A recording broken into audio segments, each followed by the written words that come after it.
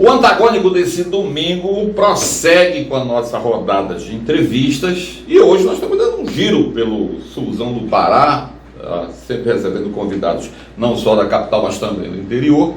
E hoje eu recebo aqui nosso amigo J. Souza, que ele foi vereador em Orilândia, foi presidente da Câmara, tem uma história muito grande, né, J. Souza? E tenho certeza agora encara essa missão aí, digamos, essa pré-candidatura a deputado estadual.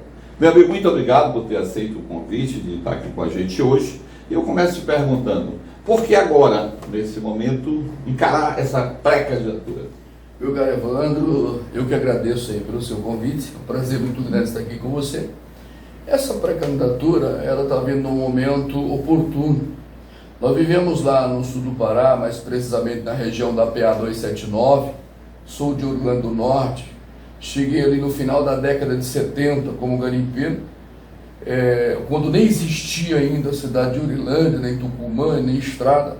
Trabalhamos ali pela emancipação, como você falou, fomos vereador já da primeira legislatura, presidente da Câmara, assumiu a prefeitura por algumas vezes, e a gente percebe que Orilândia nunca teve um deputado estadual, Evandro.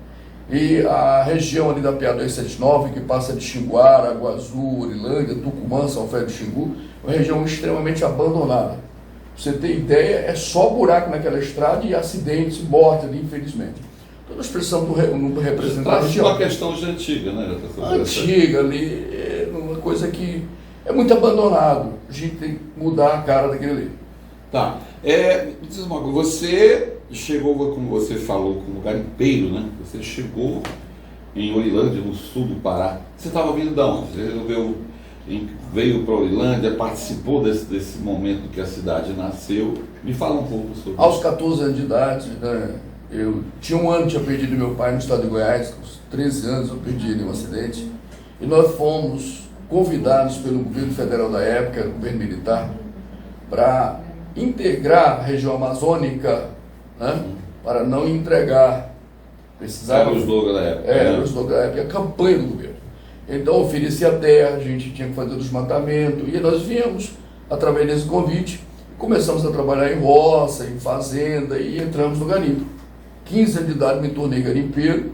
Naquela época, em Cumaru do Norte, o governo federal chegou, deu todo apoio, nos deu carteira de garimpeiro, construiu hospital, cooperativa, Caixa Econômica Federal. Aí estourou o mundo dos garimpos do Pará, Serra Pelada, Serra Pelada, dos garimpos do Tapajós, sim. E aí nós chegamos naquela região, ajudamos, como eu já disse, na fixação do território ali urbano de Orilândia. Chegamos lá, fomos rejeitados pelo Projeto Tucumã, a gente não podia entrar, porque só entrava no Projeto Tucumã quem tivesse dinheiro. Como era? Fala um pouco como era, quando chegar como era em comparado a hoje. É o quê? Descampado, estava começando a surgir casa. Só mata. Já tinha vilarejo, como é que é? Não, era mata pura. Mata pura. A gente ia derrubando a mata, construindo os barracos na margem dos córregos, né, dos riachos, porque a gente precisava tomar água daqueles córregos. E a gente ia garimpando e morando ali, mulher, criança, menino, mulher gestante. E assim foi formando aquela sociedade. Nós estamos ali há 42 anos trabalhando. Pois é, como é que foi? Aí, a partir daí, começou a se formar os grupos políticos, começou o processo de emancipação para virar município? Era tudo do município de São Félix do Xingu, né? Tudo pertencia a São Félix. Aí formou-se ali uma vila que na época era chamada de Guarita 1 e Guarita 2, eram 2 pontos ali que se aglomerou o pessoal, né? E bem na divisa com Tucumã. Quando esse aí foi tomando corpo, nós entendemos que precisávamos se emancipar. Aí trabalhamos pela emancipação, né? Aí fomos atrás dos deputados, governador, vereador de São Félix, articulamos, então conseguimos emancipar as 2 cidades, 2 municípios, Tucumã e Orilândia, que inclusive é na data de hoje, aniversário, 10 de maio de 1988. Parabéns aí ao município pelo aniversário. Aproveito aqui para parabenizar Orilândia e Tucumã nesse momento, né? E Paraupebas também foi na mesma data. Aliás, são vários municípios, hoje são muitos municípios nessa data. Lembrando do Antagônico, essa entrevista vai ao ar no domingo, mas a gente está gravando no dia 10, aproveitando para parabenizar todos esses municípios do Pará. Salvo engano, são mais de 15 que a gente parece 18 municípios, salvo engano. Então, Foi aí que surgiu a veia política, então? Foi aí que surgiu a veia visitando política. deputados, correndo atrás para tornar o município realidade. Na época, o projeto foi do deputado estadual da época, Giovanni Queiroz, né? Ele foi deputado da época, e o projeto dele, com o apoio de Carlos Cavalcante, deputado Raimundo Santos da época, e esses deputados todos, na Assembleia Legislativa, aprovou o projeto, o governo sancionou, tornou-se município. E aí veio campanha eleitoral, já entrei como candidato e fomos eleitos em 3 de outubro de 1988. Tá, fala um pouco como é que foi isso. Quantos candidatos conseguem lembrar? Tu lembra de quantos candidatos foram? Há 100 e poucos candidatos a vereadores na Tá, época. mas o prefeito? Prefeito, 3 candidatos a prefeito. O nosso venceu a eleição. Você então foi um grupo vencedor, então, Foi um grupo digamos vencedor, assim, né? nosso. Conseguiu fazer bastante vereador e o prefeito. Exatamente. E nesse mandato você chegou à presidência da Câmara. Isso, na época era... Aliás, o único mandato, sim. Na época eram 2 anos o mandato do presidente, né? E nós apoiamos o Salomão no mandato, ele já me convidou para a mesa, eu até dispensei, mas eu fui eleito por unanimidade pelos vereadores para ser primeiro secretário. E eu queria adquirir uma experiência, eu fui um dos vereadores mais novos do Brasil. Fui eleito com 22 anos de idade. Então, eu até dispensei, mas 2 anos depois, me elegeu presidente da Câmara e nós trabalhamos os outros 2 anos do resto do mandato. Já passou nessa época, salvo engano, me corri se eu estiver errado, que nessa época parece que era um tempo de muita violência também no estado do Pará. Essa região viveu muito isso, tu viveu muito nessa época em que era muito complicado. A violência no Brasil era muito forte na nossa região nessa época, mas hoje, Evandro, a violência no Brasil é maior do que na época. Naquela época a gente podia dar armado, chegava numa loja e se tivesse dinheiro comprava a melhor arma que tivesse, e a violência era menor que hoje. Hoje é proibido você usar uma arma, só o bandido pode andar armado, e o policial, o cidadão de bem... O cidadão trancado dentro de casa. Trancado dentro de casa, quando sai para a cidade, sai com medo. Sai com medo, vendo a hora de ser assassinado, e ainda tem polícia nesse Brasil que defende bandido. A gente retorna daqui a pouco com essa conversa com o Jota Souza.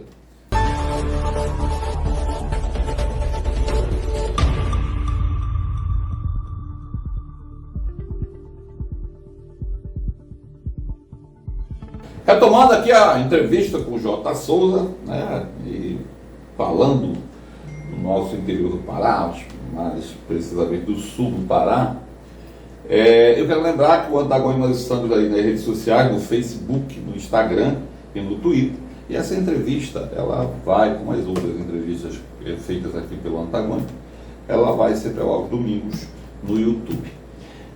Jota Souza, vamos falar um pouco essa questão de garimpeiros. A gente estava falando um pouco atrás, e com certeza é uma categoria também que precisa muito, tem muitas necessidades. Estamos falando do estado do Pará. Me fala um pouco dessa tua atuação como garimpeiro antes de chegar na política. Muito bem, Evandro. O garimpeiro ele é importante para o Brasil desde que os portugueses chegaram aqui. Os primeiros garimpeiros desse território chamado Brasil foi exatamente o índio. O português chegou aqui negociando através do escambo objetos que traziam de Portugal, trocando por ouro. Então, o índio foi o primeiro garimpeiro, continua garimpeiro até hoje. E o garimpeiro ele foi fundamental para esse país, ainda é o responsável pela fixação das fronteiras do nosso Brasil. Foi ele que desbravou as Minas Gerais, o estado de Goiás, o Mato Grosso, o Pará, o Amazonas, enfim, foi o homem que garantiu a integração do nosso país. E a economia garimpeira, ela foi e é e sempre será importante. Nós temos radicais aí, chamadamente ambientalistas, radicais. Os caras são contra o garimpo, são contra a mineração, mas o cara não tira o relógio de ouro do braço, o cordão de ouro do pescoço, o brinco de ouro da orelha, o anel de ouro, até a aliança do casamento é de ouro. Então nós começamos entendendo que essa economia é importante no Brasil. Aquece desde a indústria até chegar na Bolsa de Valores, porque sai natura, minério mas para você tirar o minério você tem que ir lá para a indústria comprar o equipamento da indústria. Ourilândia, por exemplo, o que aquece a economia de Ourilândia é o garimpo. Desde os postos de combustível, que tem que abastecer todos os dias, para as casas de peças, para a venda de maquinário. Quando chega a fiscalização ali que atrapalha o garimpeiro trabalhar, meu amigo, a economia vai lá para baixo. É extremamente importante. Quando você chegou nessa época, como era esse mercado, como era um mercado pulsante, né? Eram muitos garimpeiros, você disse que tudo começou a partir daí. Eram muitos garimpeiros nessa época trabalhando na região? Muitos garimpeiros, muitos. Quem começou a atrapalhar a vida dos garimpeiros foi o Collor de Mello, que infelizmente eu estive aqui em Belém no palanque dele, estive com ele no almoço aqui na churrascaria Rodeio na época, subi no palanque dele, defendi o nome dele, eu era vereador na época, elegemos o Collor, acreditando que ele ia transformar o nosso Brasil, realmente ia combater a corrupção, e foi uma decepção para o nosso país. Ele começou a estourar nossas pistas, jogar bomba, e nós tivemos que dar assistência a centenas e centenas de maranhenses que tinham que deixar os garimpos voltar para o Maranhão. E aí o problema não é o cara que está lá, não é o garimpeiro, é a criança que ficou em casa precisando do leite, do pão, é a mulher que depende do marido mandar o dinheiro ir para casa. E quando vem um negócio desse contra a atividade garimpeira, é muita gente passando fome. E os garimpeiros, como você já falou, eles participaram ativamente desse processo para a emancipação, para a criação do município. Você é uma testemunha. Com certeza. A Ourilândia só existe por causa do garimpeiro. Os garimpeiros se mobilizaram, trabalharam pela emancipação político-administrativa e estão lá até hoje trabalhando. De lá para cá, já passou essa atividade. Eu acho que ela sofreu muito, teve muita queda. Apesar ainda tem esse garimpo lá. Mas faz um comparativo do ontem para hoje. O mundo sofreu muito porque o governo mudou a regra do jogo. Como eu te disse, há 40 anos nós entramos aqui para a Amazônia para integrar essa região às demais regiões do Brasil. Daí, no meio do campeonato, o governo muda a regra do jogo, proíbe tudo. Aí hoje não é só o garimpo não, você não pode criar o boi, porque diz que começa a dizer que teu boi é clandestino, que teu boi não sei o quê. A gente sofre uma pressão internacional de ONGs malditas, financiadas por países aí que têm interesse em travar a economia brasileira, e vem recair sobre nós, trabalhadores, sobre as famílias que estão nessa região. Então, nesse processo, hoje tu acha que ainda é representativa a classe garimpeira na região? Muito representativa, como eu te disse, é quem continua aquecendo a nossa economia da nossa região do sul do Pará. Se não fosse a mineração no sul do Pará, a gente não tinha o desenvolvimento socioeconômico que nós temos. E essa fiscalização ainda é um problema sério, ainda para o garimpeiro é muito prejudicial. Essa fiscalização é uma irregularidade tremenda, é um crime. O braço repressivo do governo, do Estado, tanto o governo federal quanto o governo estadual, comete crime, inclusive crime de terrorismo. Eu aprendi pela Bíblia, eu também sou pastor evangélico, que a gente não deve corrigir um erro cometendo outro. Como é que se o garimpeiro está errado, vai lá e mete fogo, bala, atira, bota a criança para deitar no chão, mulher para botar a boca no pó e fica ali humilhado, queima as máquinas, porque tem um decreto maldito, assinado pelo Lula, que diz que se o equipamento do garimpeiro for localizado em área inacessível, de difícil acesso, ele pode ser inutilizado. Mas inutilizar o equipamento não significa meter uma bomba em cima e tocar fogo. Pode puxar uma plaquinha de lá, selar o equipamento. Eles de helicóptero jogam a bomba lá de cima. É como se a gente fosse bandido, terrorista. Exato. Vamos mudar um pouquinho o giro da conversa, mais dentro desse mesmo contexto. Tu és a tua pré-candidatura pelo PL, né? Obviamente você está apoiando o presidente Bolsonaro. Ele esteve recentemente em Paragominas. Participaste ativamente dessa visita? Como é que foi isso?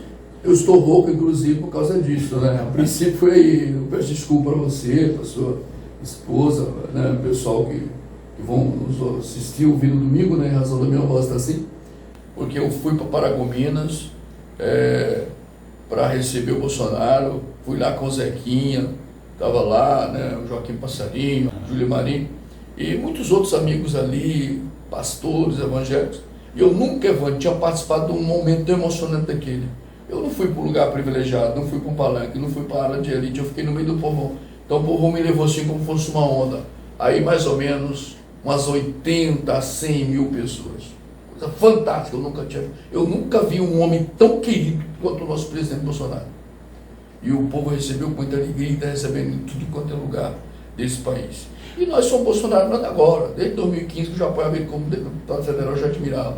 Então você acha que a expectativa, correspondeu à expectativa, a visita? Correspondeu à expectativa com toda certeza. E aí, dia 1º, a gente foi para a Marcha da Liberdade lá em Belém, gritamos lá pela liberdade desse país, porque nós queremos liberdade, Evandro. Liberdade desse país. E aí eu acabei ficando. Mas o Bolsonaro é um fenômeno. Então, você acha que o agronegócio está também nessa caminhada, né? Como é que tu vê essa perspectiva, digamos assim? O sul do Pará, eu não sei, me corrija se eu estiver errado, não sei se o Bolsonaro já fez uma visita por lá. Mas o termômetro é o mesmo também, Anderson? É o mesmo. O Bolsonaro já esteve em Marabá. Foi também muito bem recebido. O sul do Pará é Bolsonaro de ponta a ponta. O agronegócio é Bolsonaro. O Brasil, através do agronegócio, ele é autossuficiente em alimentação para o mundo. Nós somos o melhor país do mundo para o agronegócio.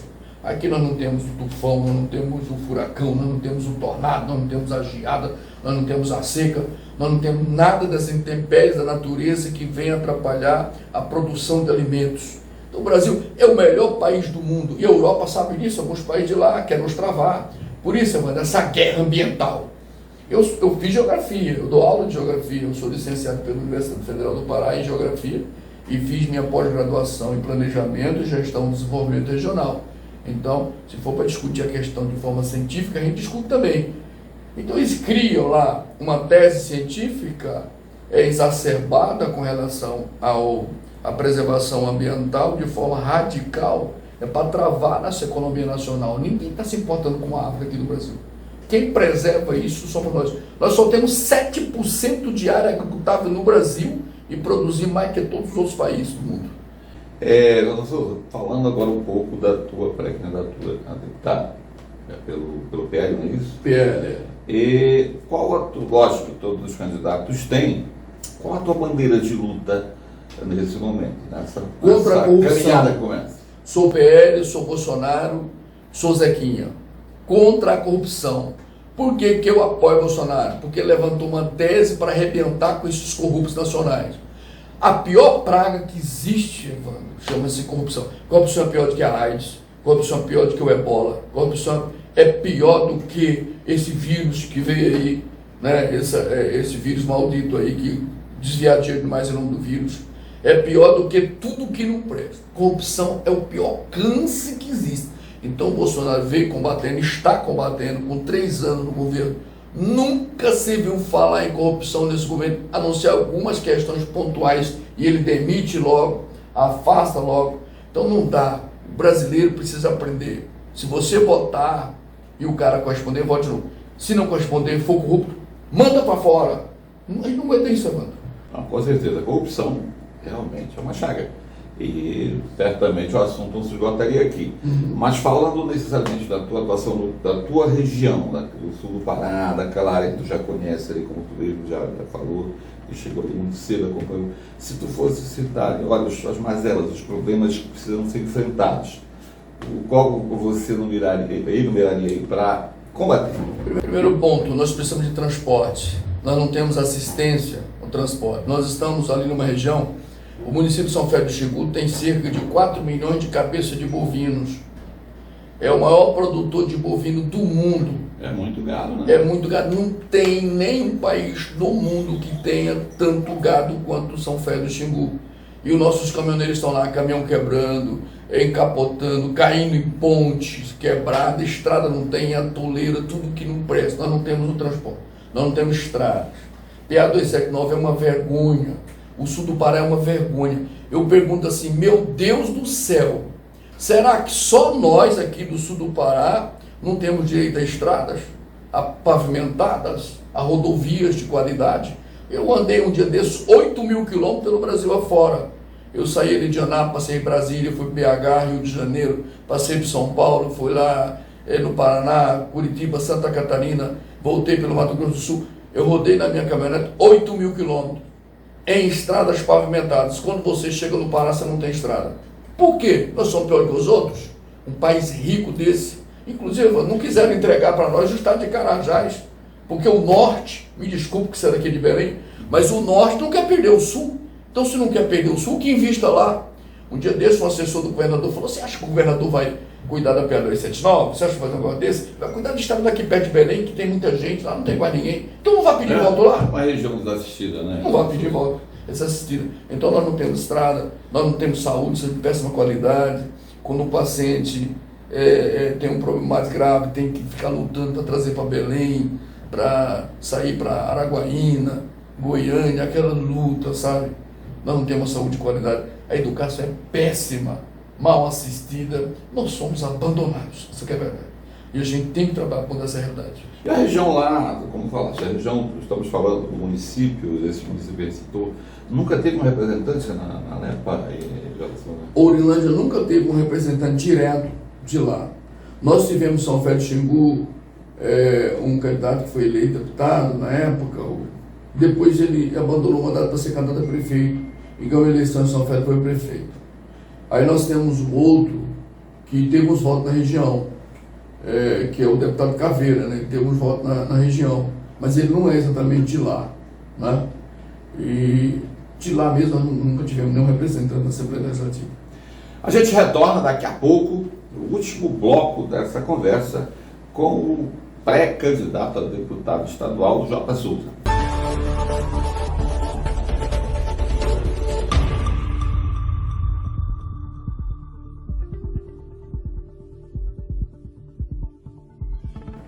Retornando aqui para o último bloco, conversando aqui com Jota Souza, e esse é o momento, já que a gente é aquele bate-bola. Eu vou te perguntar sobre um personagem e você dá a sua opinião sobre ele. Tá? Eu começo perguntando, você, quem é o Jota Souza? Jota Souza é um guerreiro, é um lutador, trabalha desde os 6 anos de idade, luta pela família, luta pelo desenvolvimento socioeconômico da região. Sou evangélico, luto pelas causas evangélicas, pela família, sou contra todas essas aberrações que se inventam por aí, como aborto, sou extremamente contra, porque a vida pertence a Deus. Sou pela família, o casamento do homem com a mulher, a geração de filhos, para ter uma família maravilhosa. Estou olhando aqui, vendo uma moça bonita, tua filha aqui, eu fico extremamente feliz em ver que o Evandro é casado com uma mulher simpática, linda, bonita e uma filha maravilhosa. Então isso me empolga, Então eu procuro defender esses princípios cristãos, evangélicos. Jesus foi quem nos deu a liberdade. Ele disse: ide a todo mundo, pregai o meu evangelho. Então eu sou extremamente contra o comunismo, porque o comunismo é o Satanás em figura de gente, quer tolir a nossa liberdade, o nosso direito de vir, a nossa liberdade de propriedade privada, liberdade de expressão, liberdade religiosa, liberdade política. Então nós temos que trabalhar nesse país contra o comunismo. E eu, Jota Souza, sou contra tudo isso que não presta, meu cara. Doutor Veloso. Extremamente trabalhador. Joaquim Passarinho. Muito honesto. Júlia Marinho. Dócil, ética, uma mulher de fibra. Agronegócio. É a solução para esse país. Mineração. É tudo de bom que o país precisa. O garimpeiro é responsável pelo desenvolvimento socioeconômico desse país. Nós não podemos entregar os nossos minérios, reservas minerais, a essas ONGs internacionais que querem vender o nosso minério para a empresa internacional aí, e poluir a nossa Amazônia e deixar o garimpeiro passando necessidade, famílias passando fome, crianças empregadas e aumentando as favelas nas grandes cidades. Não podemos. Tucumã. Cidade maravilhosa, vizinha nossa de Ourilândia. Ourilândia. É a minha cidade do coração. Eu cheguei ali novinho, adolescente, e já até mandei construir o meu túmulo lá, Evandro. Já está construído. O dia que eu for para a Glória, eu quero que coloque o meu corpo lá. Sul do Pará. Maravilhoso. Melhor lugar do estado do Pará. Riqueza natural da melhor forma do mundo. Um dos territórios mais ricos desse planeta. Estado do Carajás. É o nosso sonho. Precisamos criar o nosso estado do Carajás. Fomos bem perto. Infelizmente tivemos políticos mentirosos que foram eleitos prometendo nos ajudar a construir o estado do Carajás, depois que se elegeram foram contra a gente. Zequinha Marinho. é um herói. Helder Barbalho. Uma decepção. Simão já tem. Um grande governante e um grande professor. Márcio Miranda. Me decepcionou. E no pouco mais agora para o lado nacional, Luiz Inácio Lula da Silva. É um demônio e figura de gente. Sérgio Moro. Uma decepção. Jair Messias Bolsonaro. É o grande homem. É o melhor presidente que esse Brasil já teve em toda a sua história e vai continuar presidindo, se Deus quiser.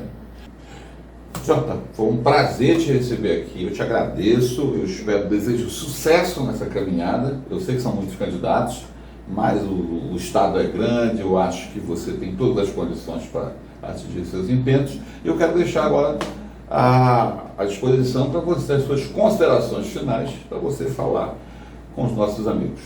Meu caro Evandro, eu quero te agradecer por essa oportunidade que você me concede. Mais uma vez eu peço desculpa em razão da minha voz não estar saindo legal, porque eu estou realmente sem voz, estou rouco. Prazer muito grande é estar aqui contigo.